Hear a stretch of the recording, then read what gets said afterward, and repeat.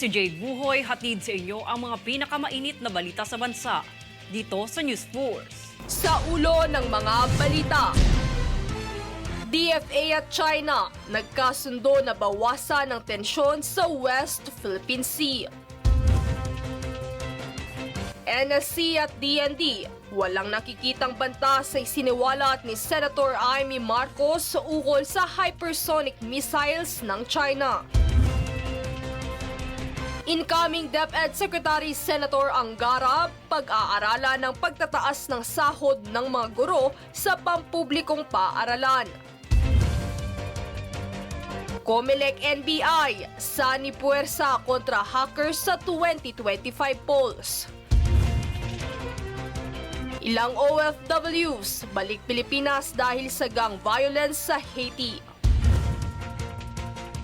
Gilas Men, naitala ang makasaysayang pagkapanalo kontra world number 6 Latvia sa pagbubukas ng FIBA Olympic Qualifying Tournament. Patas at pantay na balita, komprehensibong ulat para sa pulso ng masa. Ito ang News Force. Para sa unang balita, nagkasundong muli ang Department of Foreign Affairs at China na pahupain ang tensyon sa West Philippine Sea. Pumayag din ang dalawang bansa na magkaroon ng mapayapang usapan ukol sa nakaraang insidente. Para sa detalye, narito si Francis Riodique. 2 linggo matapos ang insidente ng pangaras ng China sa mga sundalo ng Philippine Navy habang nagsasagawa ng resupply mission sa Ayungin Shoal, nagkasundo ang Department of Foreign Affairs at China na pahupain ang tensyon sa West Philippine Sea. Ito ay matapos na magkaroon ng pagpupulong sa pagitan ng DFA at China na bilateral consultation mechanism ukol sa pinag-aagawang teritoryo. Dumalo sa nasabing pagpupulong si DFA Undersecretary Maria Teresa Lazaro at Chinese Vice Foreign Minister Chen Xiaodong. Iginiit dito ni Undersecretary Lazaro ang patuloy na pagprotekta sa interes ng Pilipinas, soberanya, sovereign rights at jurisdiksyon sa West Philippine Sea. Napag-usapan din ang posibleng pagbabalik ng Joint Coast Guard Committee o JCGC upang maging posible ang maritime cooperation ng China at Pilipinas. Kasama din dito ang pagkakasundo sa magkatuwang na pamamahala ng dalawang bansa sa West Philippine Sea. Dagdag pa rito, parehong sang-ayon ang dalawang kampo na magpatuloy ang dialogo at resolbahin ang mga issue sa mapayapang pag-uusap. Francis Riodique, nag-uulat para sa One Media Network. Sa pangunguna ni Defense Secretary Gilberto Teodoro Jr. at dating SND Renato de Villa, nakipagpulong ang kagawaran nitong Miyerkules, 3 ng Hulyo sa Board of Trustees ng Association of General and Flag Officers o AGFO sa pangunguna ni Vice Admiral Emilio Marayag. Tinalakay sa naganap na usapan ang mga aksyon at direksyon ng patakaran ng Department of National Defense o DND patungkol sa mga kinakaharap na hamon sa depensa ng bansa, lalo na sa banta na natamo mula sa West Philippine Sea. Kasabay nito ay napasalamat din si Secretary Teodoro sa AFP at AGFO para sa dedikasyon na tumugon sa mga hamon sa seguridad ng bansa, kwentro sa China at mga illegal crime hub na nagpapanggap bilang offshore gaming operator sa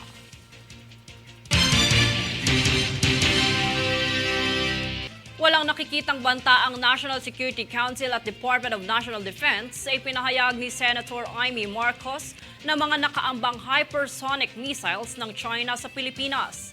Para sa detalye, narito si Francis Riodique. May nakita ako na plano ng China na gagamitin yung hypersonic missile. Hindi naman nila iniisip na lulusob dito sa Pilipinas yung katakot-takot na army nila, mga navy nila. Hindi ganoon.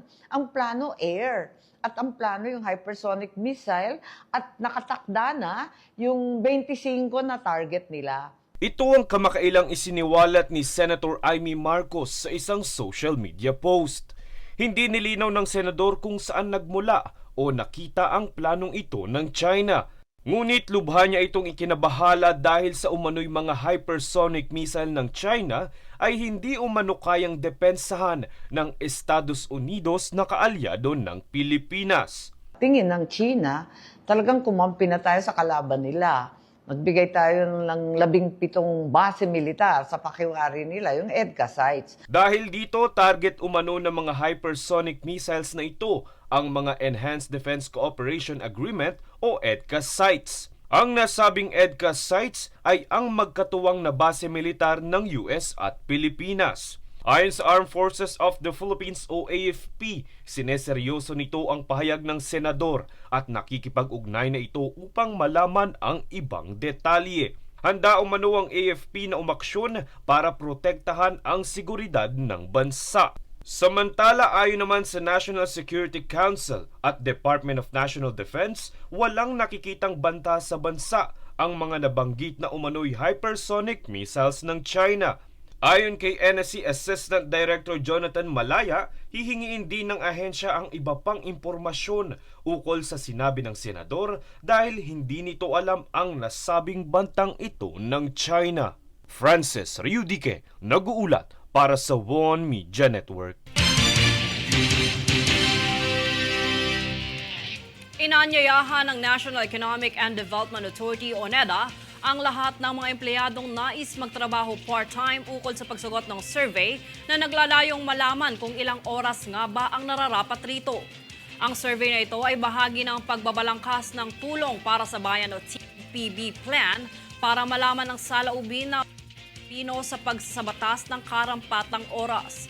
Komento naman ng ilang empleyado na maaaring sa loob ng 3 hanggang 5 araw may 4 na oras ng pagtatrabaho ang nakalaan dito. Samantala, ang nasabing survey ay maaaring sagutan hanggang 8 araw ng Hulyo na siyang makikita ang QR code na naka-flash sa inyong mga TV screen.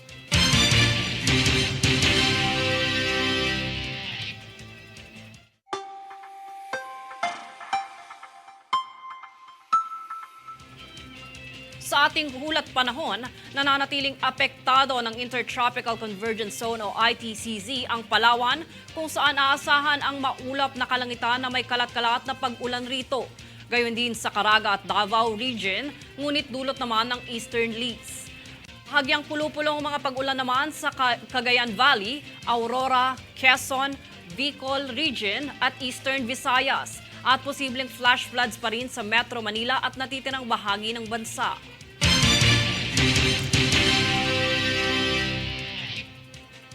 Susunod sa News Force. U.S. Marine Corps at CG District Northeastern Luzon mas pinaigting ang kolaborasyon.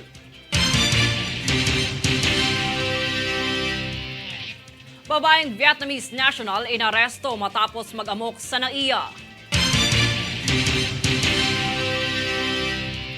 Incoming DepEd Secretary Senator Angara, pag-aaralan ang pagtataas ng sahod ng mga guro sa pampublikong paaralan. Manatiling nakatutok para sa higit pang mga balita sa pagbabalik ng News Force.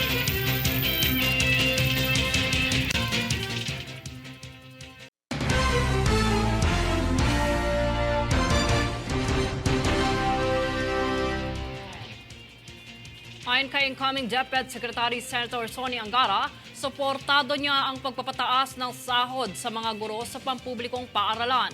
Pagtitiyak niya, isa sa kanyang pag-aaralan ang panukalang maging 50,000 pisong halaga ang entry-level salary ng mga public school teacher. Handa umano siyang makipag-ugnayan sa Department of Finance at Department of Budget and Management para rito. Isa pa sa layon ni Angara ang mas mapabuti ang working conditions ng mga guro upang makapag-focus sila sa kanilang pangunahing tungkulin.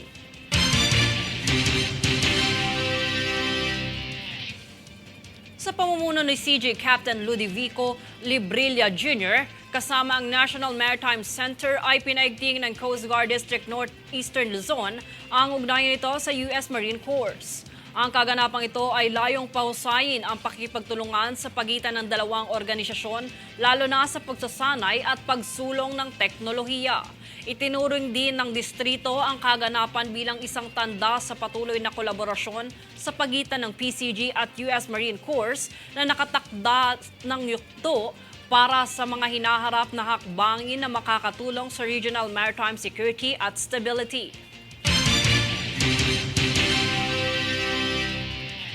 Pinangunahan ng Department of Health o DOH na kinatawan ni Universal Healthcare Health Services Cluster Undersecretary Maria Rosario Singh Vergeire at CAR Regional Director Ferdinand Beneben ang pagbubukas ng unang bagong Urgent Care and Ambulatory Service o BUCAS Center sa CAR nitong kamakailan. Kabilang sa mga serbisyong ibabahagi ng pasilidad na ito ay ang ilang kaso ng ambulatory surgery tulad ng circumcision, excision ng maliliit na cyst, outpatient specialty clinic, ultrasound para sa mga buntis at marami pang iba. Ang BUCAS Center na ito ay hindi lamang tutulong sa mga mamamayan kundi maging sa mga nakapaligid na munisipalidad tulad ng Barlig at Tabuk City.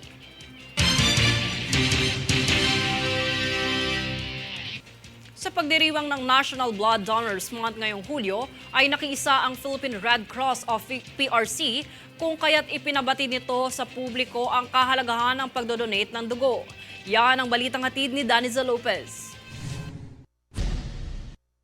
Inihayag ng Philippine Red Cross o PRC ang kahalagahan sa likod ng pagdodonate ng dugo ngayong ipinagdiriwang sa buwan ng Hulyo ang National Blood Donors Month. Ayon sa PRC, ang pagdodonate ng dugo ay mayroong malaking kontribusyon sa pagkakaroon ng sapat na supply ng ligtas na dugo sakaling mayroong mga ilangan na komunidad. Upang makamit naman ang sapat na supply nito ay ibinahagi ng World Health Organization o WHO na dapat ang nagdodonate ng dugo bawat taon ay binubuo ng 1% ng kabuuang populasyon na mayroon ang bansa. Kaya't patuloy ang misyon ng PRC na palawakin ang mga blood donation drive at serbisyo nito upang hikayatin ng publiko na voluntaryong mag-donate ng dugo sa organisasyon. Nagbigay-pugay naman ng PRC sa bawat blood donors ngayong National Blood Donors Month at itinuring ang mga ito bilang isang bayani. Daniza Lopez nag-uulat para sa One Media Network.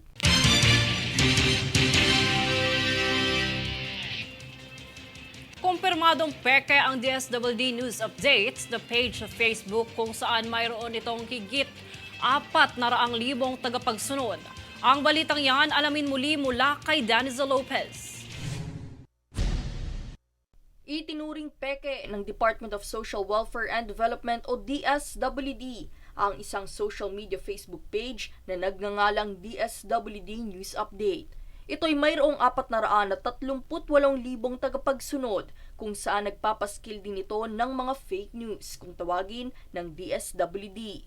Paglilinaw ng kagawaran ng nasabing pekeng Facebook page ay walang ugnayan sa DSWD at hindi lehitimo para pagbasehan ng impormasyon. Paalala nito sa publiko, ugaliing tignan kung opisyal ba ang nasabing social media post bago lubusang magtiwala dahil sa paglipanan na rin ng maling impormasyon ukol sa iba't ibang programa ng pamahalaan. Patuloy naman ng DSWD sa pagbatid sa publiko na tumutok lamang sa opisyal social media accounts at website ng kagawaran. Daniza Lopez nag-uulat para sa One Media Network.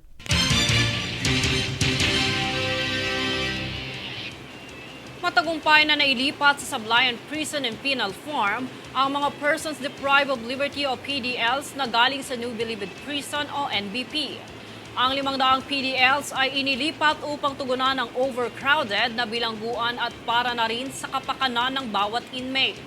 Sa Sablayan Prison ay sinuri ng medical team ang kalagayan ng mga PDLs kasabay ng pagsusuri sa mga personal na mga kagamitan nito.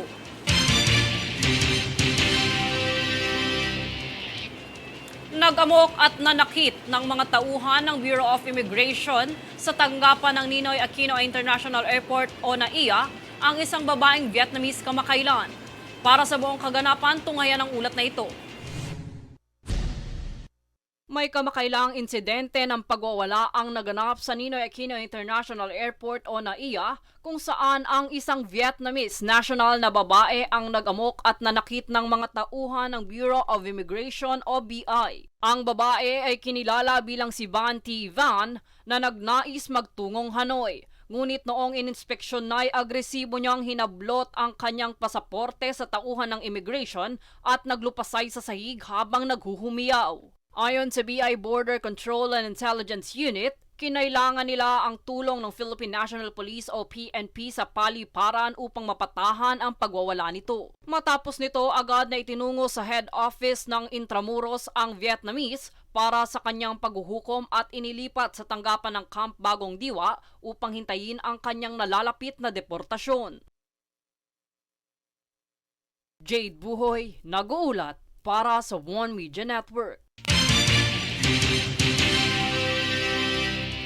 Balitang halalan, magkatuwang ang Commission on Elections o COMELEC at National Bureau of Investigation o NBI upang matiyak na ligtas, katiwa-tiwala at walang banta ng mga hacker ang susunod na halalan.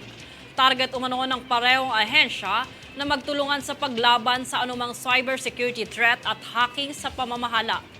Partikular rito ang pagsugpo sa posibleng anomalya sa maaaring mangyari sa pamamagitan ng cyber attacks.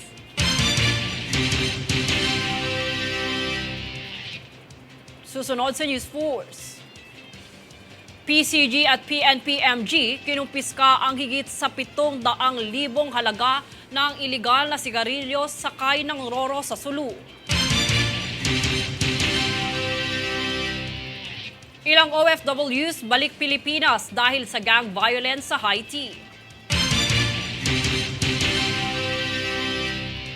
BI inaresto ang dayuhang Chinese na sangkot sa investment scam. Manatiling nakatutok para sa higit pang mga balita sa pagbabalik ng News Force.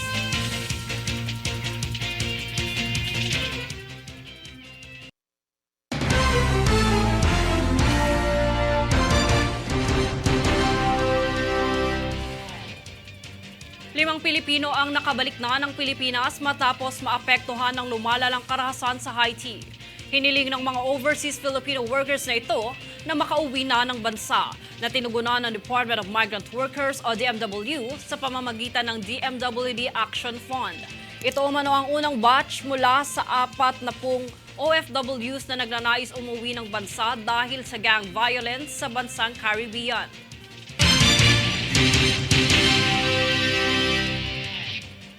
Samantala, hinikayat ni MMDA Acting Chair Attorney Romando Artes ang 17 LGU sa Metro Manila para sa isasagawang malawakang shake drill sa ika-31 ng Hulyo. Narito si Princess Castro para sa ulat. Alinsunod sa isasagawang Metro Manila shake drill sa ika-31 ng Hulyo, ay malugod na inaanyayahan ng Metropolitan Manila Development Authority o MMDA ang mga lokal na pamahalaan sa National Capital Region na makilahok sa kaganapang ito. Sa naganap na pagpupulong nitong kamakailan lang na pinangunahan ni MMDA Acting Chairman Attorney Romando Don Artes, hinikayat niya ang mga alkalde sa 17 LGU sa kamay nilaan. Samantala, ibinahagi naman ni MMDA Public Safety Office Head Director Crisanto Saruca ang mga aktibidad at plano para sa malawakang shake drill sa mga stakeholder ng Metro Manila Council. Sa kanyang presentasyon, ipinaliwanag niya ang mga magaganap para sa araw ng drill. Una na rito ang pagkakaroon ng iba't ibang senaryo sa mga piling lugar kung saan magtatayo rin ng Incident Command Post sa 4 na quadrant sa Metro Manila. Layunin ng drill na ito na mas lalong mapahusay ang kasanayan ng miyembro ng Metro Manila Disaster Risk Reduction and Management Council, mga ahensya ng pamahalaan na tumutugon sa sakuna at mga voluntaryong grupo sakaling magkaroon ng lindol sa rehiyon. Ito rin anya ay tugon sa pinangangambahang pagtama ng tinatawag na The Big One sa Metro Manila. Bukod dito ay nilalayon din ng aktibidad na ito na madagdagan ang kamalayan at kaalaman ng publiko patungkol sa mga dapat gawin sakaling mangyari ang pagyanig. Princess Castro nag-uulat para sa One Media Network. Arestado ang Chinese national sa Makati matapos mahuling ito'y sangkot sa investment scam sa bansang China. Ang detalye tunghayan sa balitang ito. Inaresto ng mga operatiba ng Bureau of Immigration o BI ang isang Chinese national sa Makati City dahil sa pagkakasangkot nito sa isang investment scam sa China. Ang arestado ay kinilala bilang si Chen Xiaobang na nahuli ng mga operatiba ng Fugitive Search Unit. Ayon naman kay BI Commissioner Norman Tansinco, noong nakaraang taon napatawan na ng deportasyon si Chen at napabilang sa blacklist ng ahensya. Dagdag pa ni Tansinco, inisyuhan na rin ng deportasyon ang arestado upang mapabilis ang pag-alis nito sa bansa. Aniya, mananatili muna ito sa Camp Bagong Diwa para makapaghintay ng kanyang paglipad pabalik sa China. Paglilinaw naman ni BIFSU Chief Rendel C., binawi naman ng pamahalaan ng China ang kanyang pasaporte kung kaya't hindi ito legal na umalis sa kanilang bansa dahil sa kanyang kaso ng panggagancho ng pera sa halagang lagpas sa $400,000 magmula noong taong 2018. Jade Buhoy, nag-uulat para sa One Media Network.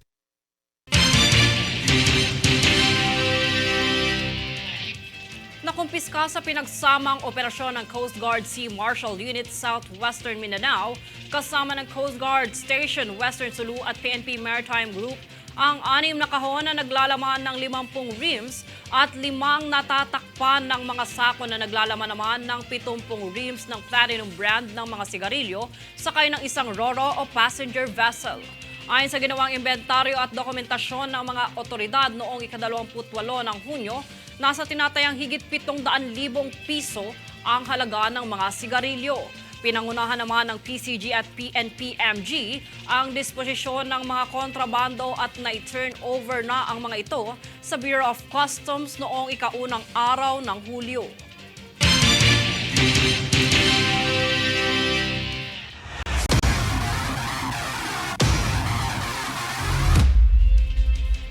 Balitang larong pampalakasan, puntos para sa Gilas Men, lahat ay nagulat sa ipinamalas na galing ng pambansang koponan matapos paulanan ng puntos ang bansang Latvia nitong Miyerkules sa kanilang naging kampanya sa FIBA Olympic Qualifying Tournament.